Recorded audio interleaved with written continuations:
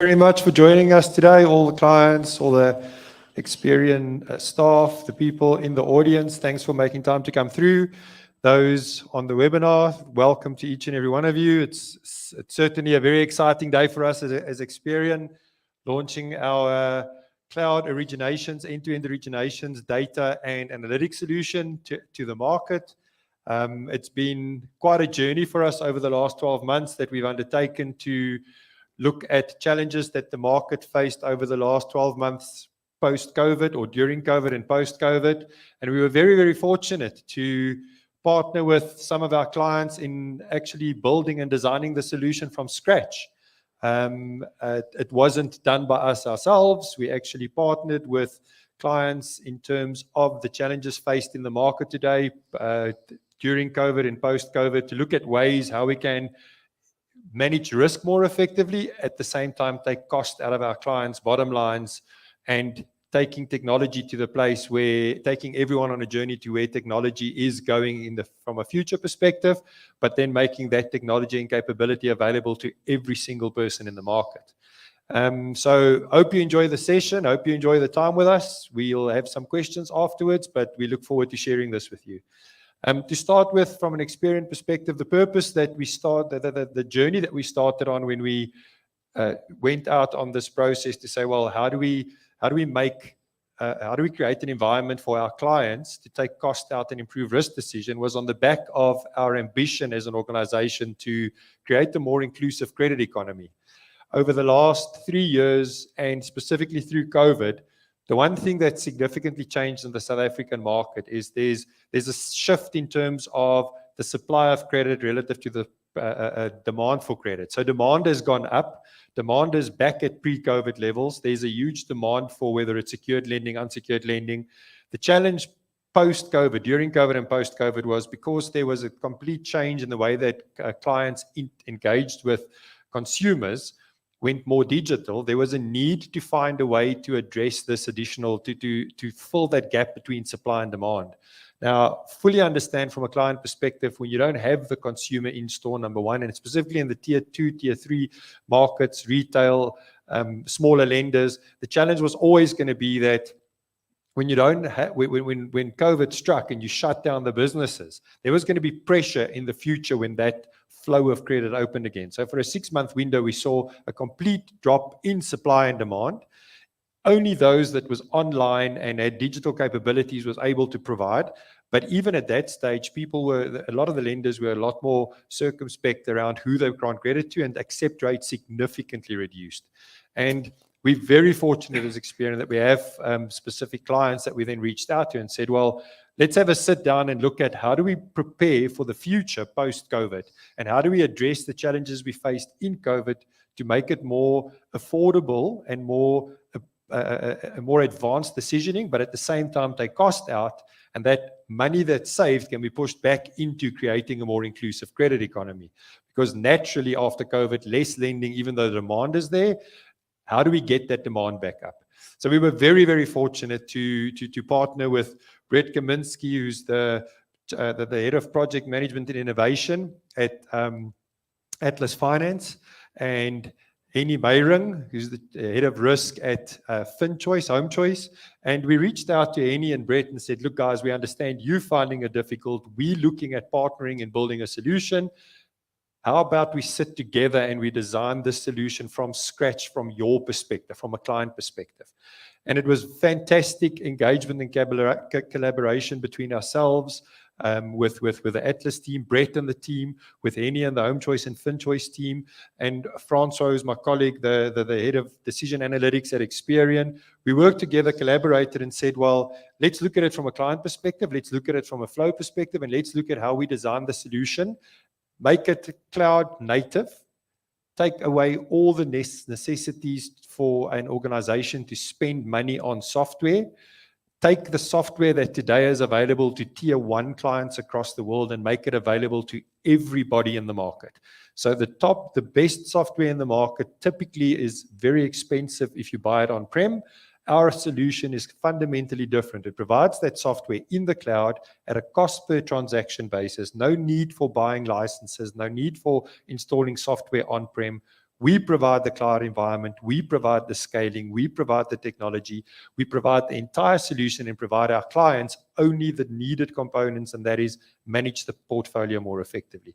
So that's the background to why we are here today, and we're very excited to actually take you through that. But on that, let me just introduce Brett. I mentioned Brett Kaminski from Atlas. We started the journey about 12 months ago, Brett. It was quite a lot of fun. It was taking me back into, well, this is what it really is like managing a portfolio.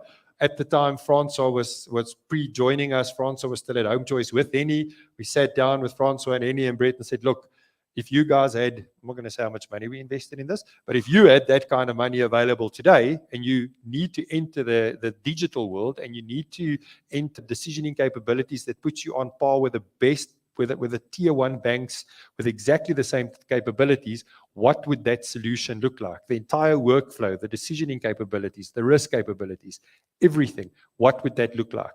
And we jointly designed it, we jointly built it, we jointly created it, we jointly architectured it. So this entire workflow, the entire solution is not built by Experian for clients, it's built with clients for the market to address exactly what I mentioned earlier. So it was a great journey. Brett, Denny, thank you very much for spending the last 12 months with us building this. We're very excited. Next month, live. It's live today, actually. It's been fully tested. The solution is working. It sits in a test environment, ready to go live. We're planning to take our first clients live before the end of the financial year on the solution. So very exciting times for us. As I mentioned, Brett Kaminski, thanks for joining us, Brett, on the stage. A few questions going to come your way. No different to what we did the last 12 months. Same Henny.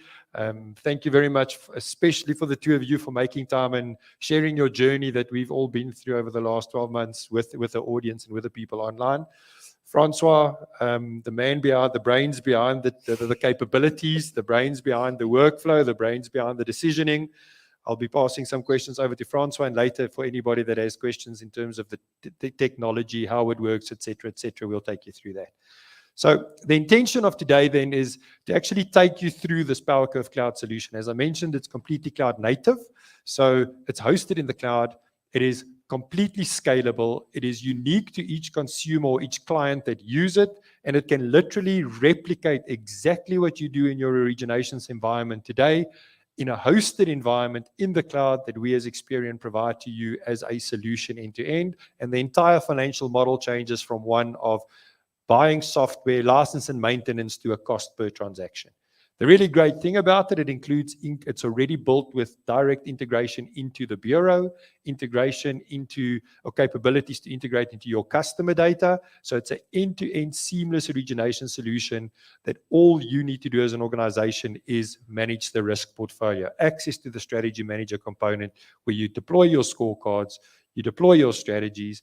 And the real great benefit is all the data that's generated through those decisions is fed back into a data lake where you can real time use that data to enhance your decisioning. I'm going to go through that in a lot more detail, but let me start. I think what's very important is what started this journey. When we looked at, when COVID struck, and we looked at what happened in the market, it was very evident for us that consumers in different segments of the market started feeling the pressure very differently. We noticed that a lot less lending in the unsecured space and a lot more focus on existing customers. So when COVID, when the lending came back to, when lending opened up again, a lot of focus was in the secured lending space where organizations, especially tier one lenders, would focus on secured lending and lending to customers they knew, so existing customers. That translated into a total change in terms of consumer distress. And when we look at the consumer debt index that Experian produces on a quarterly basis, which effectively looks at the rate of new first payment defaulters in the market, we saw this entire change in profile in terms of people defaulting. And it moved from typically in distressed environments, you would see that it's your lower to middle income people feeling the distress first. So it's more focused on your unsecured lending market. And simply because there's far more people in the unsecured lending market than there is in the secured lending market. In fact, if you look at vehicles and home loans, maybe 10 to 15% of people have access to those products, where the majority of credit active people have either a retail store card or a microloan or a personal loan and a credit card. So the majority of people have access to unsecured lending products. There's a lot more people offering those products.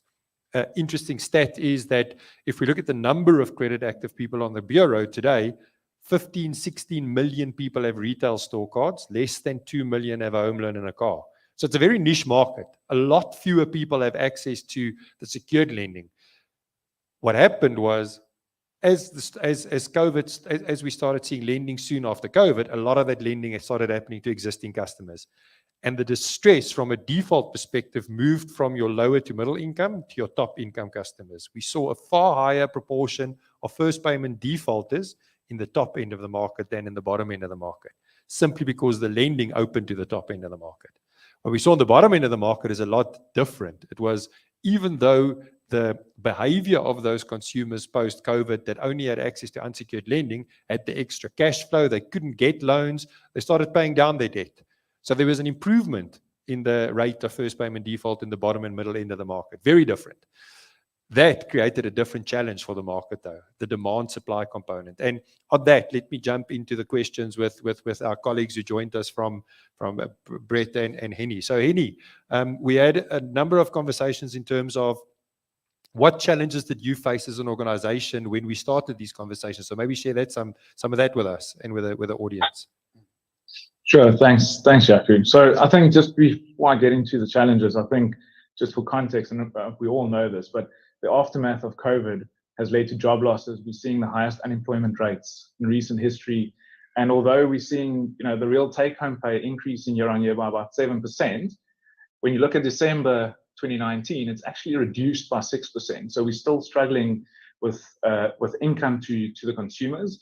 We're faced with supply chain challenges, the ongoing Ukrainian war, creating inflationary pressures. We've got cost of living to basic goods for the general South African population has gone up significantly.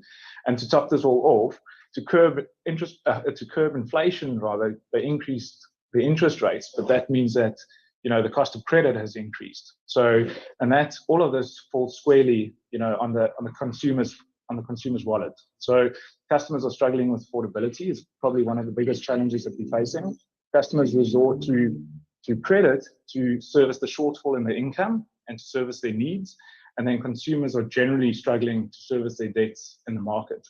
And what happens from all of this? Well, the market is forced to tighten their policies, as you've mentioned, Jaco. So what this means is that, there's lower supply and demand. So you've got, there's lower supply, a lot more demand, and the accept rates have declined just to maintain the same levels of credit risk, right? So in saying all of this, we as credit granters, whether it's to consumers or to businesses, we stimulate the economy, right? And as service providers, biggest challenge is for us to find innovative ways to unlock the potential, because there is no doubt that there's a lot of potential in the market, and then to service the needs of the South African population. Thanks very much, Henny. Brett, I mean, we've had some great conversations around your unique market and the different way that you operate from as a credit provider. What challenges did you guys face? Yes, I think primarily I agree with what Henny said. I think the opportunity that COVID presented is that it let us decide our own rate of digital transformation and business continuity. I think the benefit there is that while we were forced into it, we were able to do it at our own pace because it's what we wanted to do and we wanted to drive our sales. Post-COVID, and now that we've come out the other end and now we've got a different set of challenges, we find that our customers are still faced with this cost of living scenario that Henny spoke about. We're very happy that our turnover and our sales have returned to and even surpassed what they were before COVID. We've seen growth in our branches and in our customers right across the country, but we need to be more mindful of what kind of credit we're giving them. It's not just how we used to do it in the old days. We have to be innovative. We have to look at other ways of doing it. Technology has been a huge driver for us to do that. The normalization or the facilitating of it, increasing our sales. Yes, it has been affected because of the normality. So people have gone back to work and they've gone back onto full pay and they're earning salaries. But we also spent years, time and money bringing our systems to be technologically advanced to facilitate that growth.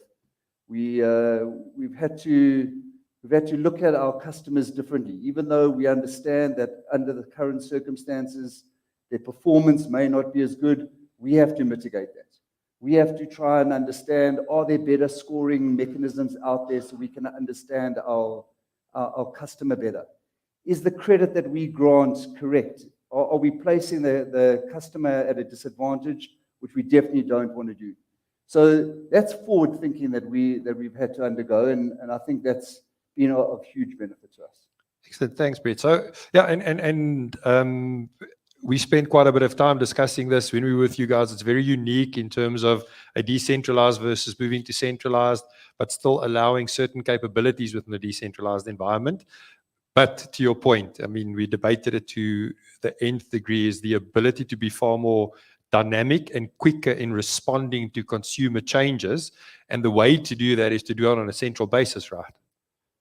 Absolutely. I mean, we'll talk a little bit later about security. It was a big step for us once we made the move. But that comes with its own challenges. Having that much data and what to do with it and how to keep it safe.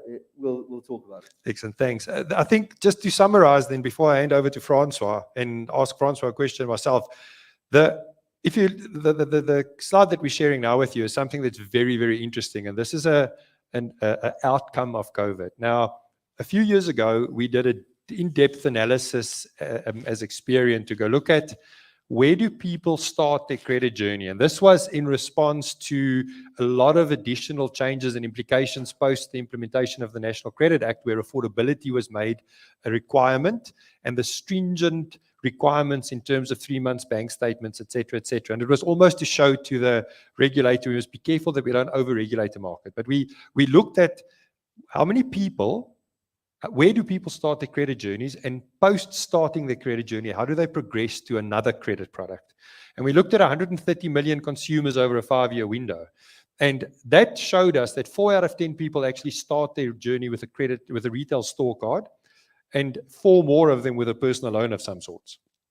And looking at 4 out of 10 people starting their credit journey with a retail store card, roughly 70% of those consumers go on to other banking and telco and insurance products thereafter. And that's just the nature of the South African market. We are all raised, go open your retail store card, prove credit behavior, build your credit track record, and then the banks would grant credit. So typically, historically, the banks would sit in the back end and go, wait for first and second loss on the retail store cards. As I mentioned, 15 million people have retail store cards, far fewer have bank loans, and therefore let the retailers book the accounts, let them take first loss and cherry pick the good accounts. What happened post-COVID is the retailers have not returned to the level of lending the way they were before. The loan issuers, and I'm glad to hear that Atlas has actually reached the point where you equal to or marginally better than pre-COVID. But if we look at the market in general, have not gone anywhere near where they were before COVID. And that is a function of, even though the demand is there, the way to assess that credit is totally, totally different. And in order to make that decision and how you change credit, and the fact that you already have this probability of, the knowledge that you don't know how people are going to perform, there's a cost question that comes into this to say, well, there's still a fixed cost associated with managing credit systems and dealing with this. We need to find a balance between taking cost out and then still being able to lend more aggressively without negatively impacting the P&L. And on that, Francois, I mean, you've been in the industry like me for over 20 years. Won't say how long we've been in the industry. Spent a lot of time together at different organizations together. 10 years, if you want to say that, that's fine. 10 years. It doesn't look like it's been 10. But anyway, any comments from you before you pose a few questions? Just to your point first, I think what's happened in 2020 is that the retail industry and the micro industry, that filter that they were to the banks have been removed. So the banks have now to take on risk on customers that they don't know enough about, because the retailers usually do that risk assessment in the beginning, as well as the micro lenders. And then after a few months, you get a good idea what's the behavior of those customers. And that has deteriorated, and that makes it difficult for banks as well, not only in the tier 2 and tier 3 lending market. And then just the other thing I want to say is, just on a different note, is that it's nearly Friday afternoon in Mauritius. Behind the screen of Henny, if he takes that down, there's a beach, there are palm trees, there's either a glass of rum or beer, or maybe both. But you guys have, you know, when you have to turn the taps and which resulted in less profitability, lower revenue, that must have definitely had an impact on your costs. How did you deal with that? Yeah, no, definitely, Francois. So just quickly, you know, the challenges that I mentioned earlier on definitely have a cost pressure across, you know, across the entire industry. So, and it's not only around reduced potential for top line growth, right? It's things like operational costs. So you've got an increased cost per acquisition, you have incremental costs or overheads within your collections areas. Technology costs, to your point earlier on, there's a massive requirement to improve your technology to keep up with the times, right? And with this as well, so you've got increased demand for South African developers. So you're contending with the global demand because everyone's working from home. You're contending with the global demand for tech specialists, which comes now at a higher cost as well. And obviously, no doubt, the industry is seeing increases in relative debtors cost on their portfolios, which ultimately leads to a restriction in your bottom line growth. So FinChoice ourselves, we've been very proactive in managing risk, and like I said, we've engaged with Yaku and the Experian team. I think COVID was, you know, very difficult for all of us, but it was how do you change your strategies when you post COVID, right? And unfortunately, post COVID isn't all glitz and glamour. There's still a lot of struggles, and we have to be looking at data in a different way. We have to be looking at alternative data sources, and also just the way in which you're granting credit, looking at the customer needs to be completely different to how it was done historically. So something that I'm very passionate about, Francois, you know, this is having world-class analytical capabilities, whether it's in-house or whether you're outsourcing it to, let's say, the likes of an Experian. You need rich data sets to inform your decisions, and ultimately better quality risk decisions lead to increased approval rates, which is the biggest problem that we're facing right now. And just to maintain the same levels of risk, but ultimately you improve the cost to income ratios, and that's what we're here to do, right? But in order to do that, you need the ability to pivot your strategies in real time. So the fact is, and to Brett's point earlier on, in the current economic climate, you cannot be looking at or using the principles of the past predicts the future, right? Because the future is essentially changing by the minute, and we need to proactively implement strategies based on current events and anticipated forward-looking information. And in doing so, you can unlock your opportunity, you know, those opportunities that we speak about, and also very reactively change to the rapid changes in the market. So a perfect example of this is fraud, right? So you can't spend like they would in pre-COVID. You'd spend a day, maybe 2 days, making changes to your fraud rules. You just can't do that anymore. You need to make changes all in real time. So from FinChoice's point of view, we've done a lot of investment in technology in order to do that. And as you know, we're living in unprecedented times, and you know, credit risk strategies, well, at least for us, credit risk strategies have become increasingly complex. And to host those complex strategies, you need a robust, fast, always-on platform, and it's critical to have a platform that can facilitate these strategies. The ability to plug in alternative data or your own data seamlessly, and also deploying innovative products to the market. And I think we can all agree that machine learning is definitely the future, and you need the right technology to deploy machine learning models as well. And as I've mentioned, making changes on the fly is absolutely crucial. And then something like, Brett, you mentioned digital transformation. So I think FinChoice, and not to promote FinChoice, but FinChoice thrives on being a digital credit provider.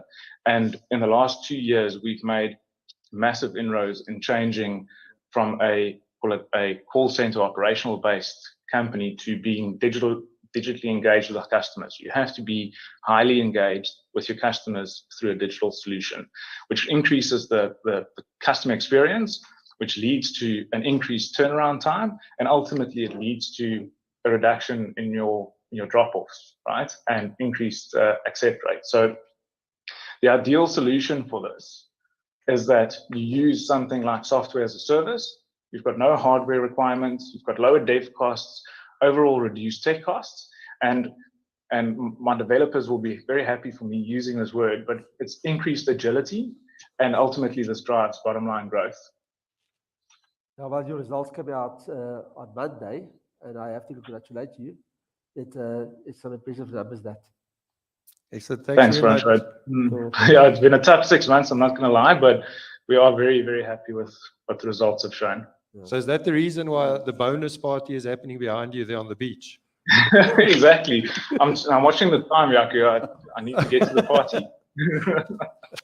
Excellent. An interesting stat on machine learning, and just to summarize quickly, two things that's very important that Henny mentioned. It's not only about technology, it's about a technology data ecosystem. It's pointless having great technology if you don't have the data integrated, fully integrated into that technology ecosystem, technology and data ecosystem. So software as a service is not just software. It's software data fully integrated with very quick use of data, using capabilities like Henny mentioned, machine learning capabilities entrenched and built into that solution and executable into the software. And another interesting statistic is that out of many organizations have built machine learning models. I mean, it's quite an advanced thing, and you give an analyst data and they're going to go build those models. It's an exciting tool to watch Francois' team of very bright young analysts, give them data and they build the models. Models needs to be explainable, but those models need to be implementable in the technology. And less than 30% of machine learning models actually make it into production, for the simple reason that either the variables can't be explained, or number two, and the most important reason, is it cannot be deployed in the technology. And that's why it's fundamentally critical that if you're going to use data and you're going to use this type of technology, it needs to be implementable in the software. So on that, Brett, you and me, innovators at heart, always running ahead, doing these fancy things. There's this one thing that we always, both of us, get grabbed by the collar, dragged back and said, stop. What does this mean for security? Your experiences with that, or your challenges with that from your perspective? Yeah, so I think if we go back to, as we said earlier, before COVID, we had a loan management system that was completely decentralized. And that just wasn't a real concern back then. It just didn't seem like as big an issue that people had to worry about a small amount of data kept in a remote place.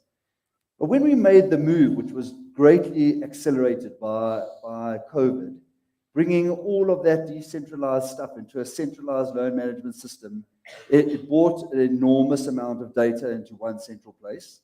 And that brought with it the obvious question of, is our data actually secure? You know, whether it be across VPNs or data centers or distributing it, using BI tools or whatever sort to manage it, that question of data integrity had to be answered before we could really commit to that.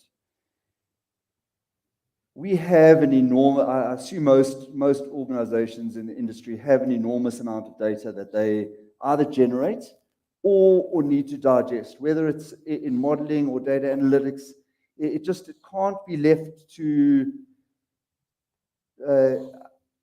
unattended. You know, we've got client data, financial data, loan bureau data. It needs to be kept somewhere. And as you know, if it's not in the cloud, that comes at an ever increasing cost, because you need more and more servers and space available. We need that. We use that data every single day. We have to have it at our fingertips. We're inserting it into our models, which are not machine learning currently. So it has to be available to us.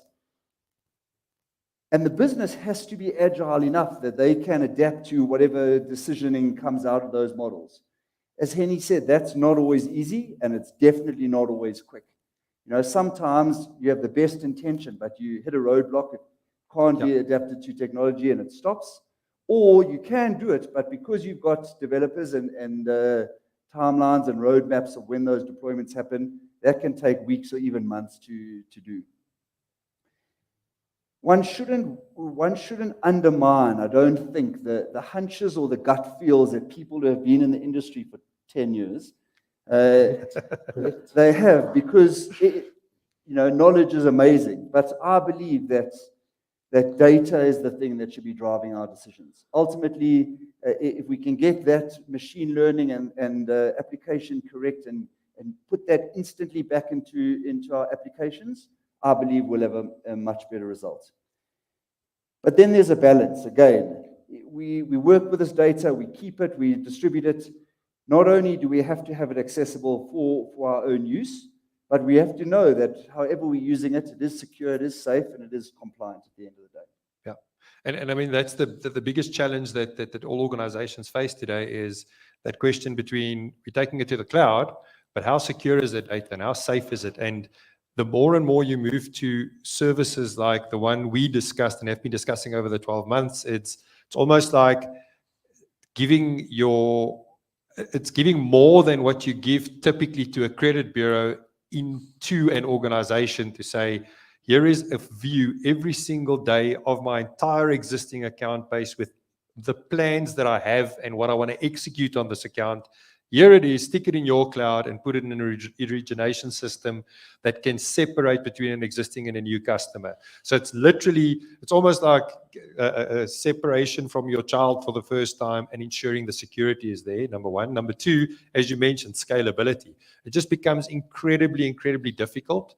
And in order to get to that level of scalability internally and going into the cloud yourself, you're always challenged with, well, am I going to do it myself and how does that work? Or am I going to look for someone that provides the scalability and the security that I have? And I think the great conversations that we've had and the benefit that we have as an organization is that's our business. Our business is large volumes of data. Our business is absolute security of data. Our business is building platforms and integrating into solutions and making sure that our client data is always secured, that consumer data is always secure. Our entire strategy to build a more inclusive credit economy is multifaceted. It's not only via clients, it's also direct to consumer.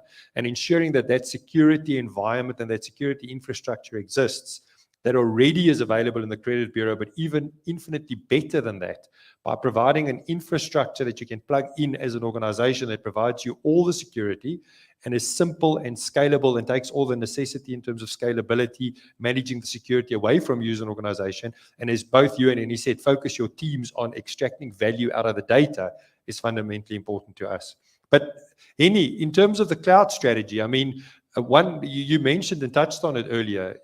You, like the rest of us in the room and everyone on this webinar, we all understand that data is power. But having a lot of data means nothing. It is how you get value out of that data very, very quickly. In order to do that, you mentioned cloud. What is your thoughts on cloud and your cloud journey been?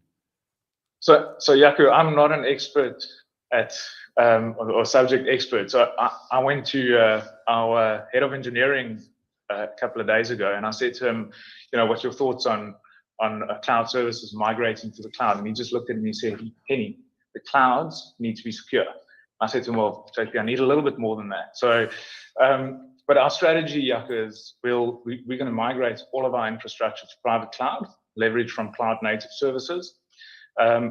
Cloud's not necessarily the most cost effective in normal operations, but there's significant, and as you've mentioned, there's significant cost benefits in the context of scaling disaster recovery. I mean, taking our data and putting it into cloud services forms a big part of our disaster recovery plan as well.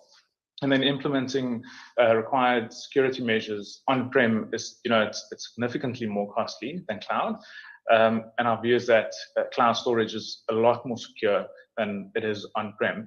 And you've mentioned software as a service. So if you can take some of your core business components, such as decisioning, and have it hosted by a third party that already has all of these security measures in place, it just makes our lives a lot easier. So as a matter of speaking, we're shedding the load, and it allows the business to focus on other core components of the business as opposed to things like security, etc. Just careful on that sharing the load comment of yours. We might go offline in 26 minutes. Unlike in Mauritius, where it doesn't matter, here it matters. But, well, Yaki, you'd be surprised. Yeah, it just switches off with no warning. Well, I guess it's kind of the same as. So you don't as have an they app say. yet. No, we definitely don't. There's an opportunity for FinChoice. Develop the Mauritius, the powers going off app. We can host it in the cloud, by the way. Awesome. Thanks, Yaki. I think the both the security and the cloud conversation is very important. And as Experian, that is what we do, right? So part of our solution is building that integration platform called Experian One, and that provides all the security. It's the gateway into the origination solution, into our cloud origination solution. That's where the scalability happens. That's where the security layers sit. That's where the entry into the platform sits. And it is 100% secure before you even get to the data and before you get to the strategy management and the exciting stuff that the risk managers and the data team looks after. So the entire process, and I was being facetious earlier, the stuff that people always grab your collar and pull you back, that's fundamentally critical to us, because as an organization, data security is critical. And we've built the data infrastructure and we've enhanced it even further with this platform. And the purpose of that is to say, when we do that decisioning for an organization, we don't only use bureau data. We use that organization's data far more extensively than standard PII data to get the bureau data back. We physically take a mirror image of the customer database on a monthly, weekly, daily process, depends on the frequency that we pull it in, to make those decisions. Because the decisions that you make in an environment like we have today, where you've got a lot of data, you have to make very quick decisions. The use of the data and the capabilities of machine learning models to extract full value out of those machine learning models, the more data you push into it, the better your models become and the more effective they become at responding to changes in behavior and changes in behavior at branch level. I mean, we've discussed it a lot, Brett, where the functionality and the criticality to be able to make decisions. So it's more than security and capability, but it's also to use the data and disseminate it to a branch level where you make decisions. And that's equally important, right? It's critical. It's not even equally important. I think it's going to become a building block. Yeah. We understand that customers aren't the same, not across demographics or across geography, that you have to be able to react immediately and deploy to a specific area, a specific solution. You have to treat your customer as unique in a way. It's not a one-size-fits-all approach here. Yeah. And by including that level of consumer data and a view of your customer in that decisioning process, separating a brand new customer from an existing customer, still having your customer management strategy sit on the side, right, Francois, where you know your customer, you know what you want to do to them, you get a view of them on a customer basis. When they come back in, to be able to segment them out and manage them very differently. It's not only customers, you also have, every now and again, you want to launch a new product. You want to maybe go into a different area or a totally different customer segment. You should be able to do that without any constraints in a very simple way. And the business should be able to do it, not the technology team. And I love it when you talk about machine learning and you point at me. I feel like a professor. Thank you very much. So, you're very good to myself. But Brett, just finally, we've talked a lot about the technology side, but let's look from a business side. And this solution we talked about is about the digital onboarding, application processing, originations. If you sit from a business side, what are the typical functionality you would like in such a solution? So I think the thing is that we understand that technology is fast evolving and fast changing. We are always on the look to look for products or partners locally or internationally that can offer enhancements to our processes. And those seem to offer a more unique, more single kind of solution. Either it's enhanced scoring or it's fraud prevention. But what we would look for in a solution, which is why we've been so involved in the building of it, is a complete end-to-end solution. So the simple stuff is easy. It has to be accurate. I mean, it has to derive the correct affordability and scoring for a customer. because we or any of other customers who take on this product can't afford to make mistakes. So it has to be accurate.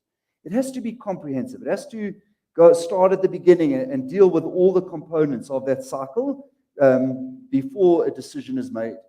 It has to be efficient. It has to be scalable. So that's obviously easy in the cloud.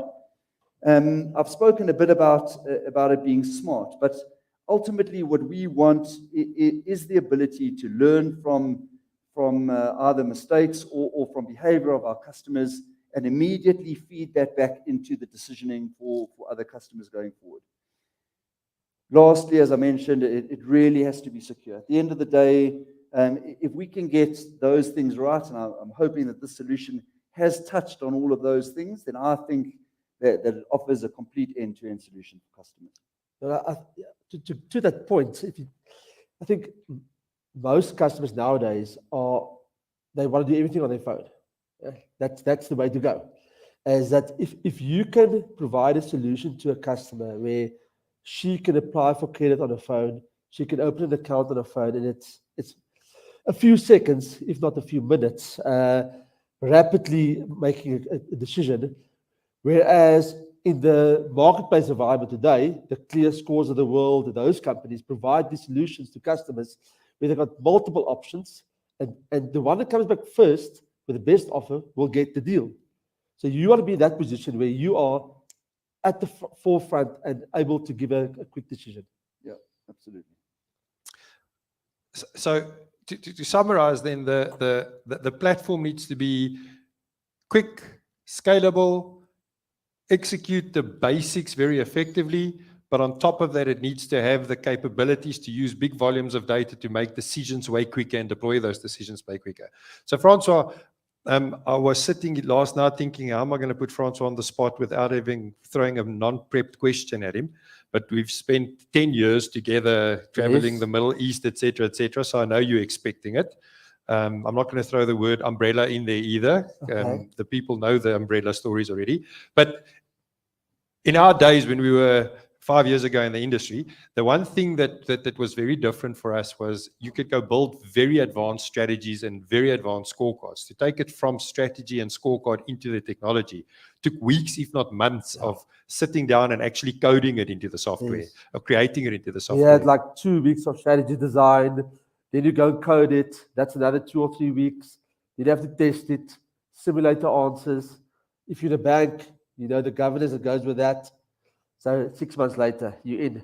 Yep. And then the fraudsters are already taking you for riding. And the strategy fundamentally changed. The consumer has changed.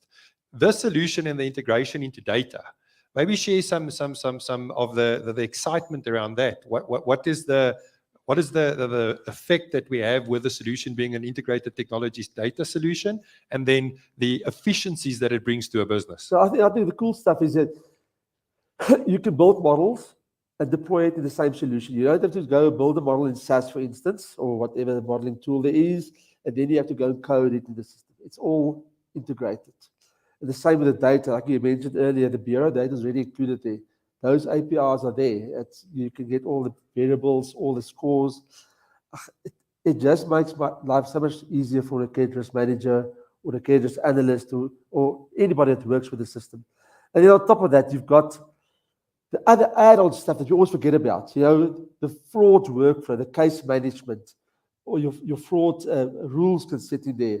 Contracting, stuff that the APIs for debit check. That's all encompassed in there. You actually don't have to go outside. Yeah.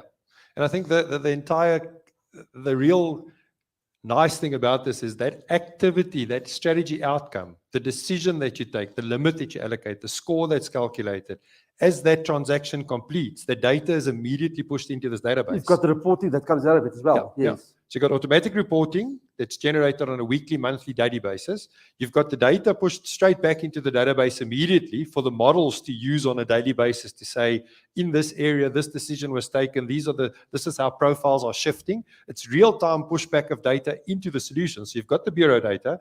You've got the outcomes data from the strategies pushed straight back in. You've got the machine learning model sitting and the capability sitting on this database that can go and simulate what's going to happen in a sandbox environment. You can change strategies, create new ideas in a sandbox environment before deploying it. Yeah. And deploying it isn't, as you mentioned, have to go create it. It's literally a PMML files transfer, That's for it. instance. PMML, yes. That's it. The SAS file transfers straight into PowerCurve. So that file transfers into PowerCurve. PowerCurve creates that new scorecard, creates that new strategy in the cloud without any analyst or risk manager interaction. The solution then real-time checks and tests it. The only thing you ever do is build the models, validate the models, simulate in the sandbox, deploy to the cloud, test that it's deployed properly, live immediately, real-time deployment into production. We've gone from months to literally, if you're quick enough, days to do this kind of thing. Yeah, it's Unbelievable. Brett, you were going to mention something, or were you just going to say unbelievable? You built the solution. You were a partner in building the solution. It is unbelievable. I think unbelievable is a good response.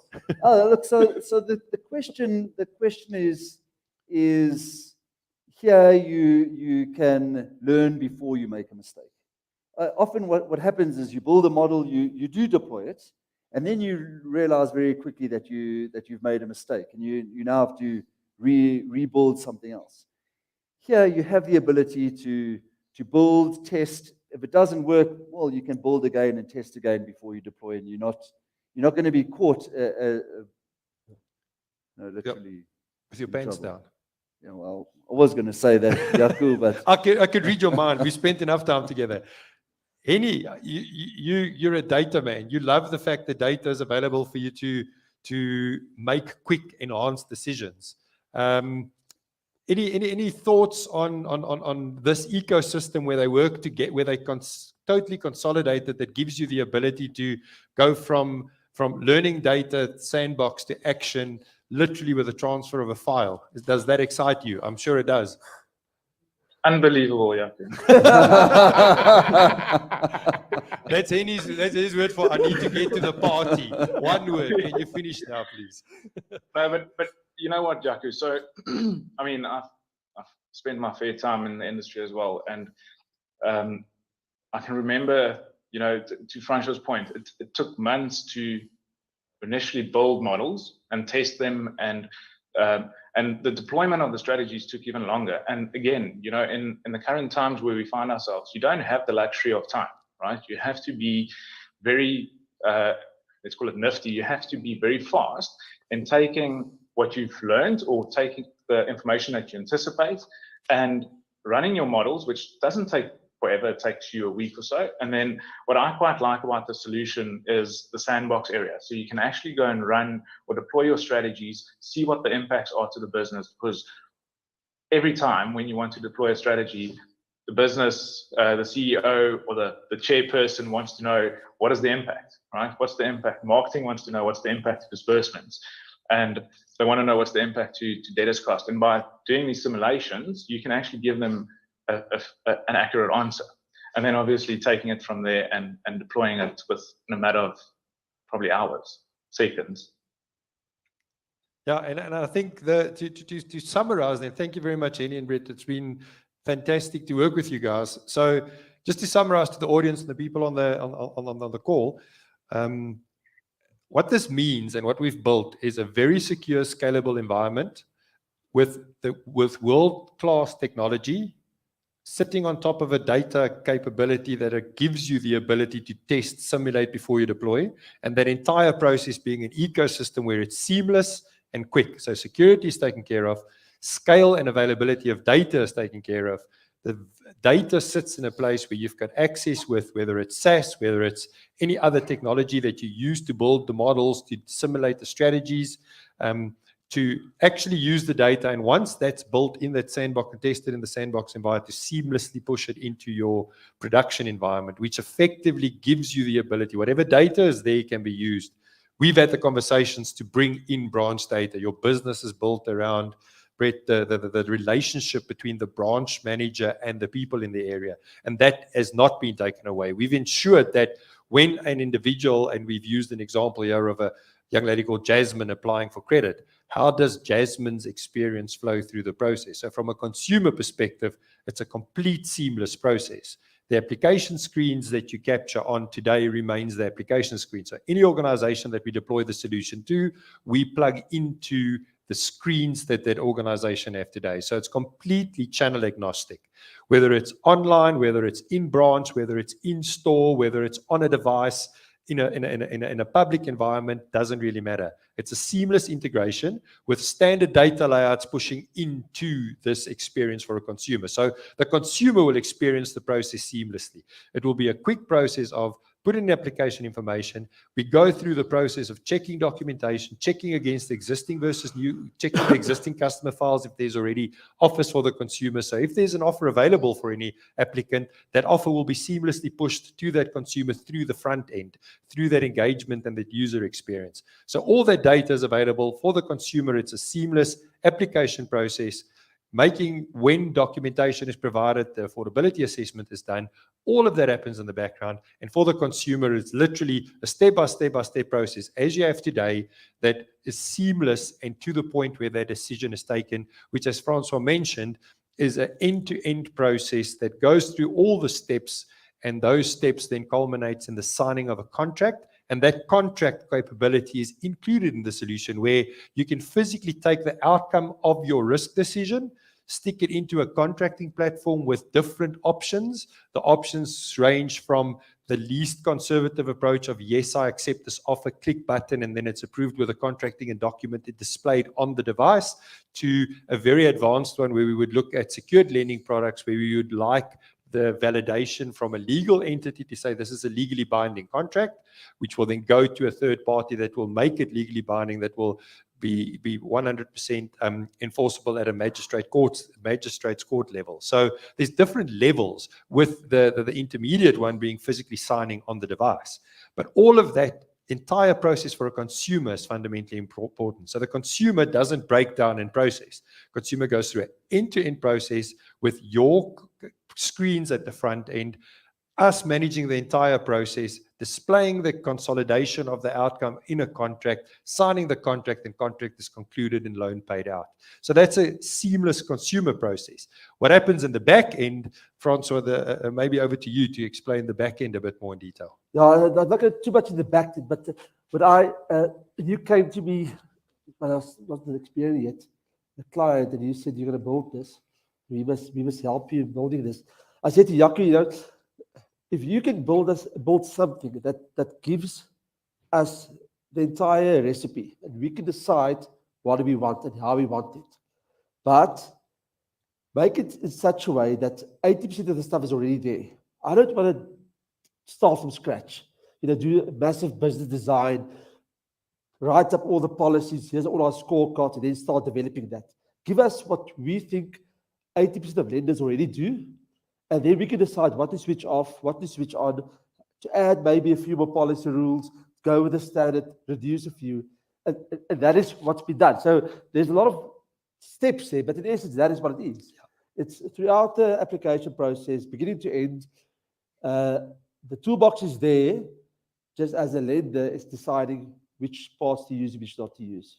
And what are the workflow. And then you've got the option of putting your own scorecards in there, or you use the bureau scores altogether. Yeah. So I like that. That's very cool. Yeah. And I think to Francois' point, there was a great conversation initially. If you're going to take cost out, take the boring stuff, the standard stuff out. Pre-validation. Go take pre-qualification and pre-validation steps. That's something that everyone does, and you need technology for. Do that for us very quickly. There's a set of rules. Just make the rules flexible, but have the pre-qualification and pre-validation check. Have the existing customer versus new customer check. Be able to do if there's an existing customer offer, push that existing customer offer through the solution to the customer. So we'll tell you what it is in the data, you do it. Yeah. A risk, allow us to put our own scorecards in. So give us the flexibility of a decisioning capability like Strategy Manager, where we can put our own scorecards in, define our own strategies, customize the risk components, but the workflow, these steps in the workflow, everybody uses, whether it's a secured lending product, unsecured lending product, retailer, micro lender, doesn't matter. Across products, there's certain steps that happen. And we defined and designed that solution with Brett, Francois at the time, Henny, to say, right, what are the standard steps that everyone uses? Now, not everyone's going to use it in the same way, so I have some flexibility in there, but we know what the typical rules are. Francois and I spent 10, he's like 20 years in the industry, so we know exactly across secured and unsecured lending what the rules are that people would apply in pre-qualification, what the rules are that people will apply in risk, etc., etc. So the standard policy rules we've defined and said there's a step with a list of policy rules that's typically used across secured and unsecured lending. However, you can define what your definition of that rule is. As an example, a person has applied in the last 90, 30, 60 days. If the person has been declined in the last 30 days, do you really want to do the bureau call again? Sounds crazy that Experian is saying don't do the bureau call, but we built the solution to give you the flexibility to say, if there's been an application declined in the last 30 days, what's going to change in the last 30 days? Keep the application. If it's 60 days, if it's 90 days, there's some organizations that have it at 180 days for specific products. For a secured lending application, not much is going to change that's going to get you into a secured lending, especially a home loan, in a 6-month window. So those rules are flexible and can be set by each organization. Risk components and affordability, we all know what the regulations are around affordability. We know that there's income expenses, bureau expenses, certain rules that's regulated by the regulator. Those rules are in the solution.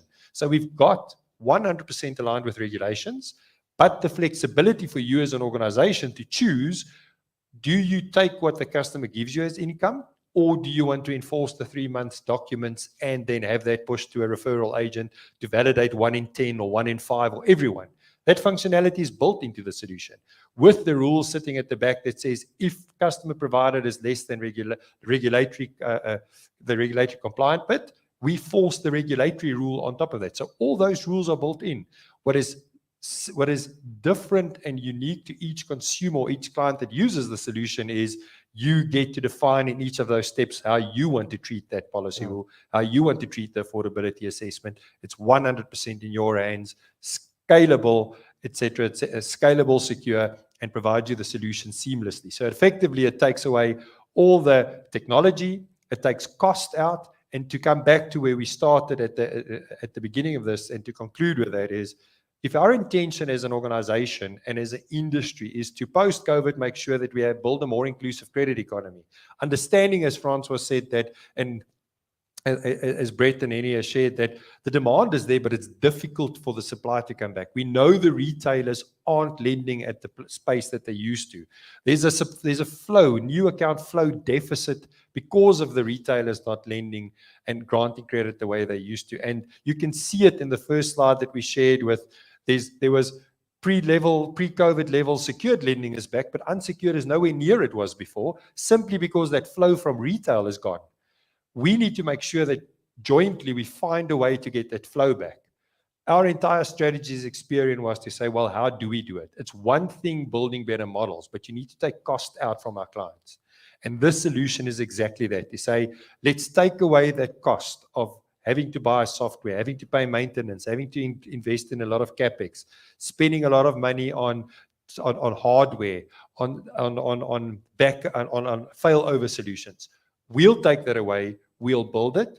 We've got 3 versions of this running in the cloud. At any stage that one goes down, the other one is a physical replica, similar to our bureau. We've got 3 versions of our bureau running in the cloud today, of our consolidated bureau. The solution is the same. It references a real live copy of this. It won't. No organization will even know we switched from one into our failover because it's 3 different versions of it in the cloud.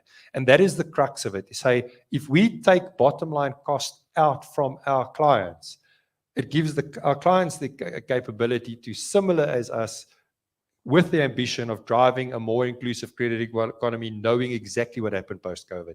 So the intentions are 100% aligned with that inclusive credit economy and how we can drive that from a Experian perspective.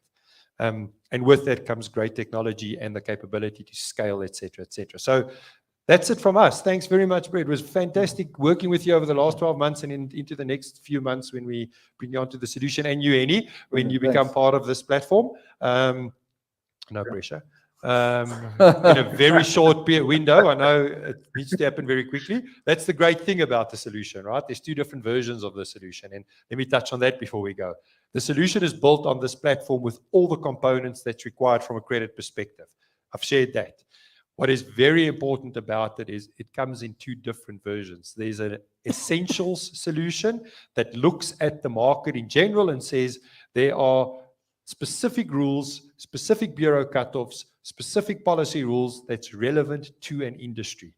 We predefine that as an organization. Francois and his team works with organizations who we provide such services to. So the tier 3 organizations that doesn't have analytics capabilities, doesn't have analytics teams to do this for them, we built that essential solution. So Francois' consultants, Estelle sitting in the audience, the analytics team actually designed the solution based on conversations with tier 3 lenders. And then we create that solution and they plug into a solution that is 95, 99% custom, that is 99% aligned to what they want, and they get that solution plugged in. To get that solution live from start to end is literally 6 to 8 weeks, because it's physically just integrating into the solution and taking the outcome of the decision into your loan originations platform. So that's the integration, because the solution exists. Then there's the advanced solution with more advanced clients that would like more customization. So for each and every one of those steps, want to custom decide what they want to do and potentially add a step. That advanced solution is also available, takes a bit longer to do, but it's available in the cloud, and each and every one of these instances are unique to the client that sits on it. So it's completely ring-fenced, own cloud environment, completely secure, data in a secure environment with the rules. So there's a step to get on it very quickly for organizations that just wants to use the essential solution that's designed with Francois team. And the great thing with that is you've got a strong consulting and analytics team sitting in the background, continuously reviewing this and going, there's changes in the market, let's make these changes, and it's deployed to the solution for everyone that uses it.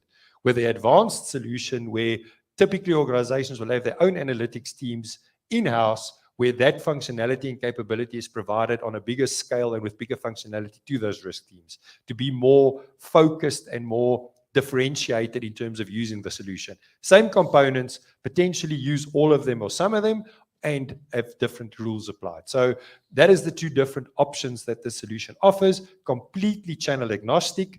Any front end plugs into it. There's a specific input layout that we provide to you. It's all API driven, and the output is API out with all the data into your loan originations or your loan management platform. All the data needed to open that account and execute provided seamlessly. We're very excited about this platform. As we mentioned, it's tested, live, ready to go in a test environment. As we take our first client live into production, it will be available in a production environment, ready to go in September.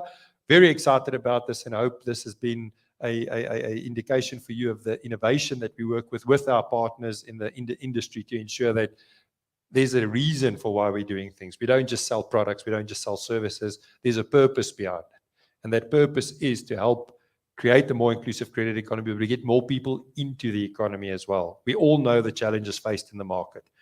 Anything we can do to take cost out from clients that can be reinvested in the economy, we will focus on. And we're doing the exact same thing from a direct-to-consumer perspective as well, which is the next very exciting thing we hope many of you will join us for when we launch that very soon, to make this available to a consumer, and the consumer be able to come through this exact workflow when an organization like, Atlas and FinChoice is on it, rather than say you could qualify for a loan, exit the process and go to Atlas and then apply through them. You could qualify with Atlas already using our technology. Let's seamlessly go through the process. So no longer is it, there's a lead. It is, do you want to apply? Yes. Do you want to apply with Atlas? Yes, apply. All part of the same direct-to-consumer platform. So that is the journey that we're on right now to make that experience even more seamless. And that is because my daughters told me that they don't want to go from one to the other. If that happens, they cancel you. So we're fighting this cancel culture. So our entire strategy is built on anti-cancel culture. The last thing that I just want to touch on is we're very excited to launch our latest SimRisk 2022. For those of you that's not been part of it, and many of you have been part of it, it's a very exciting opportunity for you to actually experience our cloud platform, our cloud decisioning platform, where basically we make it available to teams, give them a challenge. The teams then have access to the platform and building their own strategies, setting their own cutoffs, literally managing the portfolio, and then simulating the outcome of that portfolio over a number of months. And then the winners that built the best strategies, best risk management criteria applied, wins a prize at the end. So it's a very, very popular piece of a very popular simulation exercise that we do with many clients. I think last year a team from Standard Bank won it, correct? That was a Standard Bank team that won it last year. So for those of you not from Standard Bank, it's your team, your chance to beat them. No cost. Just become part of it. You get access to the cloud platform. You get access to the decisioning technology. Enter a team. It's a lot of team building fun. So launching in a week or 2 weeks' time, Taryn, we're launching SimRisk 2022. There will be a lot more communication to all of you as our clients. So please join in and have some fun playing risk managers and managing portfolios and seeing who's better than whom. I think the first prize is dinner with Yaku. And I'm a quiet person. I'm a very quiet person. Don't say much, so you'll have a lot to say. Thank you very much for joining us today in person. Really appreciate it. I think after yesterday's close down, for those of you that have to travel south, the double-decker bridge is open. There's no burning tires and strikes on the bridge, so that is a route home. But I don't think anyone else than me have to travel that way. And Brett's laughing. He thinks, well, I needed my passport, he said this morning, to come here from the deep south. And for those joining on the webinar, thank you very much. Really appreciate you attending and hope to talk to you soon in terms of potentially more conversations around this very exciting solution that we're launching today. Thank you very much. Thanks. Thank you. Thank you.